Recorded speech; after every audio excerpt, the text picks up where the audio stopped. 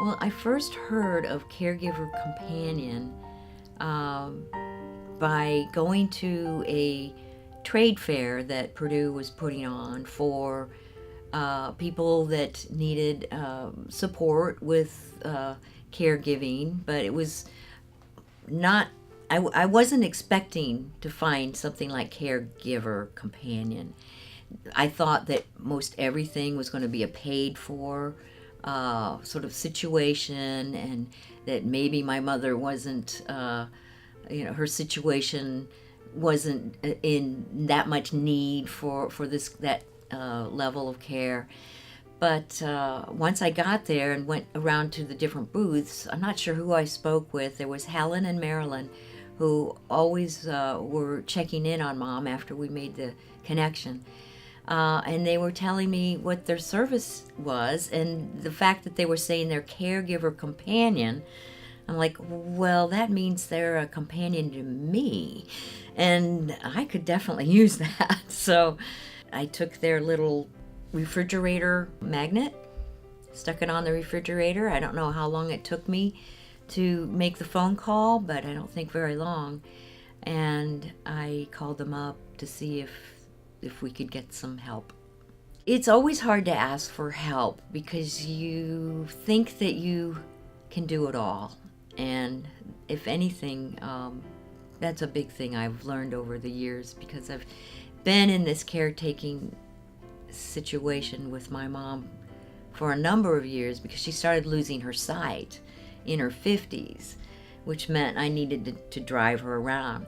But you always feel like you can do it all, and it's a mistake to believe that, because you don't have to, for one, if because of organizations like Caregiver Companion.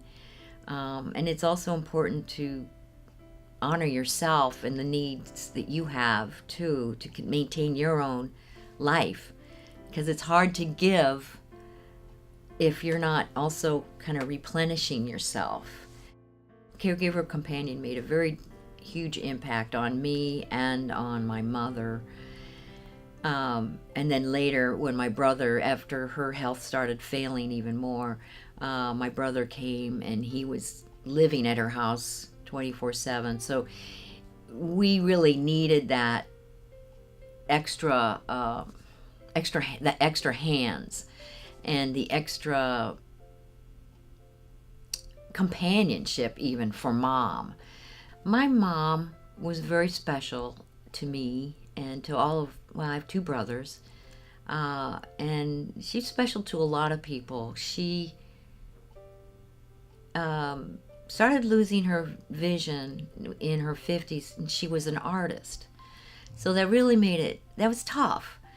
However, she had such a spunky spirit that she just kept on drawing. She would draw clown cards, and they were very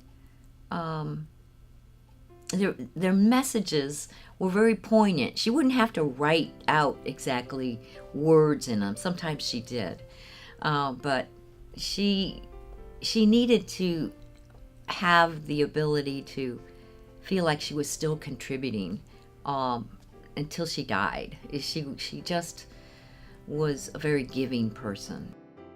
When I talked to Mom about Caregiver's Companion, she was a little reluctant, but at the same time, she knew that reaching out is an important part of trying to keep them mentally and emotionally healthy.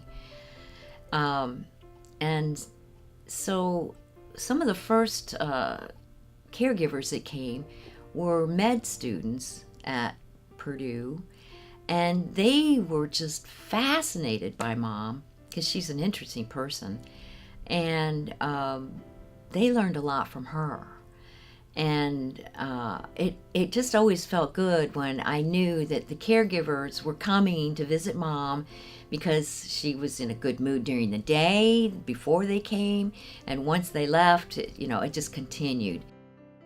It's hard to put a value on it, really, because when you try to compare it to going to a healthcare facility or something like that, you're talking lots of expenses. You're talking taking your loved one out of their home, and for me, that was the most important thing, was to be able to keep mom at home.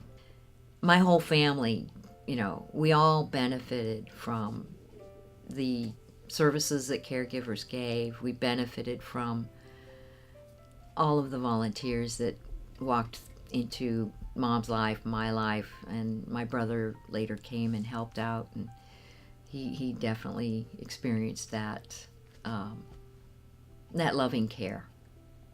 So thank you very much. Everyone was very valued by my family.